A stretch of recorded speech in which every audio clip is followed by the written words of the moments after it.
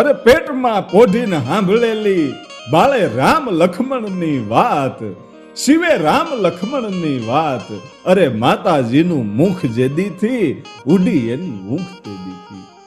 જેદી પોતાની જનેતાએ એમ કીધું કે બેટા આપણે હિન્દવી સ્વરાજ્યની સ્થાપના કરવાની છે, યાદ રાખજે, તું તારા ધર્મને ભૂલતો નહીં. જેની જનેતાએ પોતાના દીકરાને એવા પાન કરાવ્યા હોય, પેટમાં પોઢીને સાંભળેલી રામ લક્ષ્મણની વાત, જેને રામ અને લક્ષ્મણની વાતો સાંભળી છે, શુરવીરતાની વાતો સાંભળી છે, અને આલડે આલડે એને હિન્દવી સ્વરાજ્યના એ ભણકારા વાગતા હતા. એવો છત્રપતિ શિવાજી મહારાજ, એના સંપૂર્ણ ઇતિહાસની આપણે વાત કરવી છે કે આ ભારત વર્ષની ધરતીમાં કેવા મહાપુરુષો થયા. અરે પ્રઢ સિંધુ પરે જુગતી, પશ્ચિમે મધ્યમાં એશિયાની ગટારી, અને હિન્દ દેવી તણી કમર પર ચમકતી, દ્રકસી તીક્ષ્ણ જાણે કટારી, અને પહાડ ઉન્નત મુખે કીર્તિ ઉચારતા, ગરજતી જલનિધિ ઈ ગાન ચરણી, એવી ભલી ભારતી ભૌમની વંદુ તન યાવડી, તને ધન્ય હો ધન્ય આ સૌરાષ્ટ્ર ધરતી. ઈ ભારતની આ ધીંગી ધરતીમાં તો એવા અનેક મહાપુરુષો થયા છે, પણ આપણે છત્રપતિ શિવાજીના સંપૂર્ણ ઇતિહાસની વાત કરવી છે કે એનું જીવન કેવું હતું, એનું જીવન ચરિત્રની જો આપણે વાત કરવી હોય ને તો એનું મૂળિયું તપાસવું પડે. કારણ કે શિવાજીના પિતા અને એના પિતા એટલે શિવાજીના દાદા, એનું નામ કોંડદેવ હતું, અને એ રાજપૂત છે. એમ કહેવાય છે કે પુણેના જે શાક્ય વિસ્તાર છે, એ શાક્ય વિસ્તારના એ પાટીલ હતા, અને તે પછી એને અહમદનગરના એ નિઝામશાહીમાં એ પોતે જોડાણેલા, અને નિઝામશાહીમાં જોડાણા પછી એમ કહેવાય છે કે એ તો શિવના તો પરમ ઉપાસક હતા, ભગવાન શિવની ભક્તિ કરે, અને એને ઘેરે એક દીકરાનો જન્મ થયો, અને એનું નામ શાહજી રાખવામાં આવ્યું. અને શાહજી છે એ ધીરે ધીરે મોટા થાય છે, અને ઈ શાહજી દક્ષિણ ભારતમાં એણે ધાક જમાવ્યા પછી ઈ સેનાપતિ પણ હતા. અને પછી એમ કહેવાય છે કે મહારાષ્ટ્રના પુણેમાં શિખેંડ રાજા નામનું જે ગામ છે, ત્યાંના લાખાજી રાવ જાદવની દીકરી જીજાબાઈની સાથે એમ કહેવાય છે કે 1605ની સાલમાં એના લગ્ન થયા. અને પછી ઈ જીજાબાઈ છે ઈ પરણીને આવ્યા, અને જીજાબાઈને પણ 4 ભાઈઓ હતા. એક દત્તાજી, એક અચલોજી, એક રાઘોજી અને બહાદુરજી. આ 4 ભાઈઓ હતા.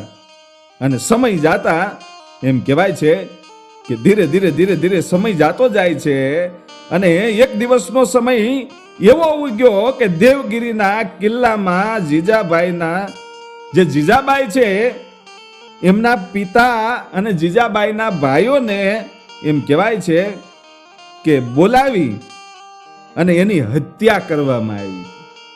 જીજાબાઈના પિતા અને એના ભાઈઓની 3 ભાઈઓની જ્યારે હત્યા કરવામાં આવી, એ વખતે એમ કહેવાય છે કે જે શાહજી છે, જીજાબાઈના જે પતિ છે, એ શાહજીએ એ નિઝામશાહી છોડી દીધી, અને જીજાબાઈએ એ વખતે સ્વરાજ્ય બનાવવાની પ્રતિજ્ઞા લઈ લીધી કે ગમે એમ થાય સ્વરાજ્ય બનાવવું છે.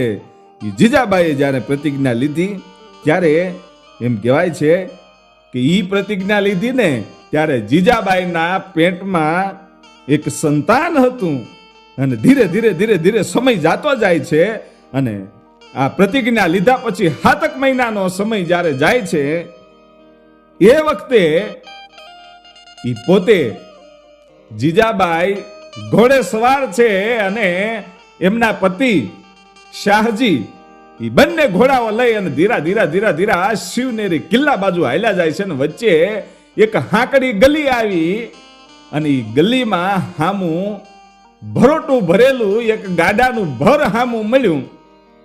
એટલે ઘોડું ક્યાંય પાછું વળી શકે નહીં, કરવું તો કરવું શું? એટલે જીજાબાઈ એટલું કહે છે શાહજીને કે આ ઘોડું છે એ આ ગાડાને ભરને ઠેકાડી દ્યો ને. અને ત્યારે શાહજી એમ કહે છે કે મારા ઘોડાની હિંમત નથી હાલતી આ ભરને ઠેકાડવાની, આજુબાજુમાંથી ક્યાંય ઘોડો નીકળે એમ નથી, જઈ શકે એમ નથી. અને ત્યારે જીજાબાઈ કહે છે કે તમારા ઘોડાને થોડોક પાછો હટાવો અને હું આ ઘોડાને આ ભર ઠેકાડવાની કોશિશ કરું. અને જીજાબાઈએ એમ કહેવાય છે કે પોતાના ઘોડાને એમ કહેવાય છે કે ભરને ઠેકાડ્યો ભાઈઓ. એ આખો ભર ઠેકી ગયો. પાછળ શાહજીના ઘોડાને હિંમત આવી અને ઈ પણ ઠેકી ગયો. અને પછી બાગડતા ધમા ધમા ધમા કરતી ઘોડલિયું છે એ શિવનેરી કિલ્લે પોગે છે ભાઈઓ. શિવનેરી કિલ્લે પોગ્યા એ વખતે 85 ગાવનો એને મજર ભાંગ્યો તો ભાઈઓ. 85 ગાવ સુધી હાલ્યા હતા. વિચાર તો કરો કે જેના પેટમાં સંતાન હોય અને ઈ આવી રીતે ઘોડા ઠેકાડે અને આખા ભરને ઠેકાડી દે. અને પછી 85 ગાવના ઈ મજર કાપ્યા પછી ઈ શિવનેરી કિલ્લો આવ્યો અને શિવાઈ માતાજીનું ઈ મંદિર હતું. ત્યાં જ્યારે પહોંચે છે ત્યારે જીજાબાઈને પેટમાં દુખાવો થાય છે, પ્રસૂતિની ઈ પીડા ઉપડી. અને ઈ મંદિરમાં અડધીક રાતને ટાણે એમ કહેવાય છે કે પોતાને એક દીકરાનો જન્મ થયો. ઈ જ આપણો મહાપુરુષ છત્રપતિ શિવાજી. અને અડધીક રાતનો ઈ ગજર ભાંગેલો હતો, આભમાં ચાંદલો ઉગેલો હતો. અને જીજાબાઈએ પોતાની હાડીથી એમ કહેવાય છે કે ઈ કટકો ફાડી અને ઈ મંદિરમાં એમ કહેવાય છે કે શિવાજી માટે હાલડું બાંધ્યું. અને એ હાલડું બાંધીને શિવાજીને એમાં પોઢાડ્યો ભાઈઓ. આભમાં ઉગેલ ચાંદલો અને જીજાબાઈને આવ્યા બાળ, ધણાણણ ડુંગરા ડોલે, શિવાજીને નિંદરું ના આવે. આ શિવાજીને નિંદરું શું કામ નહોતી આવતી? ડુંગરા શું કામ ડોલતા હતા? કારણ કે એને ખબર હતી કે મારે હિન્દવી સ્વરાજ્યની સ્થાપના કરવાની છે. કારણ કે પોતાના પેટમાં જ્યારે આ શિવાજી હતા ત્યારે ઈ રામાયણ અને ભાગવતના જેને પાન કર્યા હતા ઈ જીજાબાઈ આજ હાલડા ગાતી જાય છે. અને પોતાના શિવાજીને એમ કહેવાય છે કે આ હિંચકા નાખતી રામ લક્ષ્મણની વાતું સંભળાવે. અને ધીરો ઈ સમય વીતતો જાય છે, શિવાજી મોટા થતા જાય છે. પણ શિવનેરી કિલ્લો અને શિવાઈ માતાજીના મંદિરે જન્મ થયો હોવાને કારણે એનું નામ શિવાજી પાડ્યું. અને ઈ શિવાજીને એમ કહેવાય છે કે ધીરે ઈ મોટો થતો જાય છે. પણ શિવાજીનો જન્મ તારીખ 19 બીજો મહિનો અને 1630 ઈ સાલ હતી. તે દિવસે શિવાજીનો જન્મ થયો તો ઈ શિવાજી છે ઈ ધીરે મોટા થતા જાય છે. અને એમના પિતા શાહજી છે ઈ તો યુદ્ધમાં વ્યસ્ત હોય, ચારે બાજુથી યુદ્ધો થતા હતા. અને એવે વખતે આ શિવાજીને મોટો કરવાની જવાબદારી છે ઈ દાદા કોંડદેવ અને માતા જીજાબાઈની ઉપર આવી. અને ધીરે ઈ મોટો થતો જાય છે. ને દેશભક્તિની એમ કહેવાય છે કે યાદ અપાવીને કીધું કે શિવા, તારે હિન્દવી સ્વરાજ્યની સ્થાપના કરવાની છે. અને પોતે એમ કહેવાય છે કે યુદ્ધમાં એને આમ એવો જબરદસ્ત બનાવે છે ભાઈ યોદ્ધો. રામાયણ અને મહાભારતનું પાન કરાવે. એમ કરતા જ્યારે 10 વર્ષની ઉંમર થઈ શિવાજીની, એ વખતે તારીખ 14 5મો મહિનો અને 1640 સાલ હતી. ત્યારે 10 વર્ષની ઉંમરે શિવાજીના સઈબાઈની સાથે લગ્ન થયા. નાની ઉંમરમાં લગ્ન થઈ ગયા હતા. અને પછી તો શિવાજીએ કુલ 8 લગ્ન કર્યા. પણ 10 વર્ષની ઉંમરે એ સઈબાઈની સાથે એમણે લગ્ન કર્યા. પછી એમ કહેવાય છે કે 16 વર્ષની જ્યારે ઉંમર થાય છે ત્યારે નક્કી કર્યું કે હિન્દવી સ્વરાજ્ય કરવાની એ પ્રતિજ્ઞા લીધેલી છે એ હવે પૂરી કરવાની છે. એટલે એના શ્રી ગણેશ કર્યા ભાઈઓ. અને બીજાપુરના સુલતાન આદિલ શાહ એની સામે યુદ્ધ કરી અને એને હરાવ્યો. અને તોરણાનો એ કિલ્લો છે એ પોતે કબજે કર્યો. અને એ પછી તો રાયગઢ, કોંઢાણા અને પુરંદર છે એ બધા કિલ્લાઓ એને કબજે કરેલા અને બીજાપુરના સુલતાન અને દિલ્હીના મુગલોને એમ કહેવાય છે કે શિવાજીએ ઊંઘ ઉડાડી ભાઈઓ. ઈ દિલ્હીના મુગલો થરથર ધ્રુજવા મળે શિવાજીનું નામ પડે ત્યાં, અને મુગલોની ઊંઘ ઉડી ભાઈઓ, અને બીજાપુરના સુલતાનની પણ ઊંઘ ઉડી. અને ધીરે ધીરે સમય વીતતો જાય છે અને બીજાપુરનો સુલતાન અદિલ શાહ, એની જે માતા છે, એણે એકવાર અદિલ શાહને કીધું સભામાં કે ઓલો શિવાજીથી એટલા બધા બેહોશો શું કામ? આ શિવાજીને મારશે કોણ? ઈ સુલતાન અદિલ શાહની જે માતા છે એ શબ્દ બોલી કે આ શિવાજીને કોણ પકડશે? અને ત્યારે એક 7 ફૂટનો કદ્દાવર જે માણસ હતો એ અફજલ ખાન નામનો એ માણસ ઊભો થયો ને એણે કીધું કે હું એને મારીશ, હું એને પકડીને લાવીશ. એવું નક્કી કરી અને એણે પ્રતાપગઢની તળેટીમાં શિવાજીને મળવા માટે બોલાવ્યા. અને ત્યારે શિવાજીને ખબર હતી કે આ ગમે ત્યારે દગો કરી શકે, કારણ કે શિવાજી કાંઈ જેવો તેવો હતો નહીં ભાઈ. એને ખબર હતી આ ગમે ત્યારે દગો કરશે, માટે એ પોતાના હાથમાં બખ્તર પહેરીને ગયેલા અને વાઘના નખ છે એ પોતાને હાથમાં કોઈને દેખાય નહીં એવી રીતે છુપાવીને ગયા હતા. અને જ્યારે ત્યાં મળવા માટે ગયા ત્યારે અફજલ ખાન છે એણે મારવાની કોશિશ કરી, ત્યારે શિવાજીએ એને ઊભો ફાડી નાખ્યો ભાઈઓ. એ અફજલ ખાનને ઊભો ફાડી નાખ્યો. અને પછી તો આખા દેશમાં શિવાજીનું નામ છે એ મંડેલું ગાંજવા ભાઈઓ. આખા દેશમાં શિવાજીનું નામ ગાંજવા માંડ્યું. અને એ પછી શિવાજીએ સુરતની લૂંટ પણ કરી.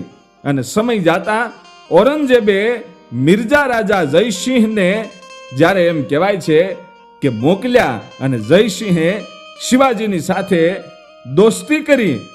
અને પછી શિવાજીને મારવા માટે ફોહલાવીને ભાઈબંધી કરી અને આગ્રા લઈ જાય છે. પણ શિવાજીને બધી ખબર હતી, શિવાજીને ખબર હતી કે આમાં ગમે ત્યારે ષડયંત્ર થઈ શકે. એટલે ત્યારે ઔરંગઝેબે એ શિવાજીનું અપમાન કર્યું અને શિવાજીને પકડી અને જ્યારે જેલમાં પૂર્યા ત્યારે શિવાજી વિચાર કરે છે, જોજો બુદ્ધિ આનામાં કેટલી છે. ત્યારે જ આવડા યુદ્ધ જીતી શકે ને ત્યારે જ છત્રપતિ કહી શકાય. ઈ શિવાજી મહારાજ છે એને વિચાર કર્યો કે મને જેલમાં તો પૂરી દીધો છે, પણ આમાંથી નીકળવું કેમ? આ લોકો જેલમાંથી બહાર કાઢે નહીં. અને પછી એવું બહાનું કાઢ્યું કે મને બહુ માંદગી છે, એટલે જેલમાંથી તો બહાર કાઢ્યા પણ એમણે રાજમાં રાખે છે.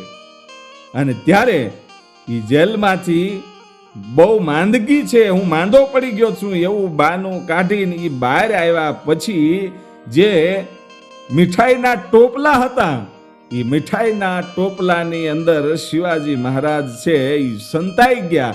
અને ટોપલાઓ જ્યારે બહાર ગયા ને ત્યારે એવી રીતે એ રાજમાંથી એમ કહેવાય છે કે આગ્રાની જેલમાંથી બહાર નીકળી ગયા. પછી એમ કહેવાય છે કે ધીરે ધીરે સમય જાતો જાય છે અને શિવાજીની ઘેરે ઈ દીકરાનો જન્મ થાય છે. તારીખ 14 ત્રીજો મહિનો અને 1657ની સાલમાં શિવાજીને ઘેરે જે દીકરો જન્મો ઈ સંભાજી. અને પછી જ્યારે 2 વર્ષની ઈ સંભાજીની ઉંમર થાય છે એ વખતે જે શિવાજીના પત્ની અને સંભાજીના માતા એટલે સઈબાઈ, એ સઈબાઈનું અવસાન થાય છે. પછી સંભાજીને પણ જીજાબાઈએ મોટા કરેલા. અને ધીરે ધીરે સમય વીતતો જાય છે. અને પછી સિંહગંઢનું જ્યારે યુદ્ધ થયું ત્યારે ઔરંગઝેબની મોગલ સેનાની સામે તાનાજી અને તેનો નાનો ભાઈ સૂર્યાજી અને તાનાજીના મામા શેલર મામા અને 800 થી 1000 જેટલી સેનાઓ લઈ અને એમ કહેવાય છે કે મુગલોની સામે યુદ્ધ કર્યું ભાઈ.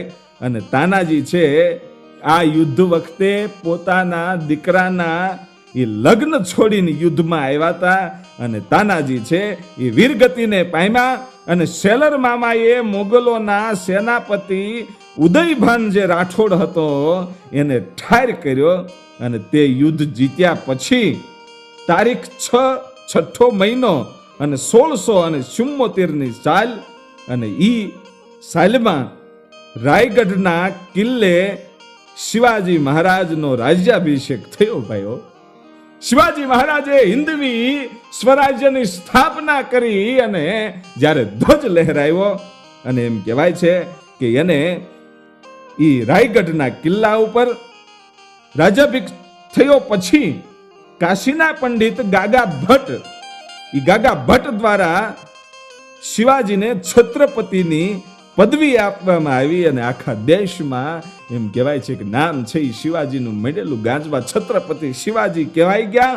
અને એ પછી પોતાની મુદ્રા બહાર પાડી અને મરાઠી ભાષાને ગૌરવ આપ્યું અને પછી તેણે નૌકાળ દળ બનાવ્યું કે જે આજના એન્જિનિયરો માટે પણ અચરજ છે એવું નૌકાદળ પણ એણે બનાવેલું.